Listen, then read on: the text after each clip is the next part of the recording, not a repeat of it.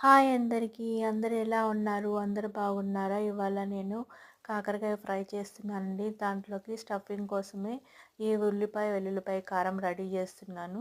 ఉల్లిపాయని ఆయిల్ వేసి, ఉల్లిపాయలు నేను పసుపు, కొద్దిగా ఉప్పు వేసి ఇలా వేయించేసి చల్లారబెట్టి పక్కన పెట్టుకోవాలండి. అలాగే గోంగూర పచ్చడి కూడా చేస్తున్నాను. అది ఫ్రెష్ గోంగూర అండి. మా గార్డెన్‌లోదే చాలా బాగుంటుంది గోంగూర పచ్చడి.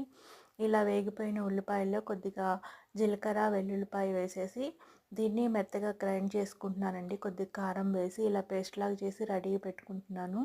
ఇవి ఉడకబెట్టినవండి కాకరకాయలు. ఇలా మధ్యకి కట్ చేసి ఉడకబెట్టాను. కొద్దిగా చింతపండు వేసి దానివల్ల చేదు లేకుండా ఉంటుంది.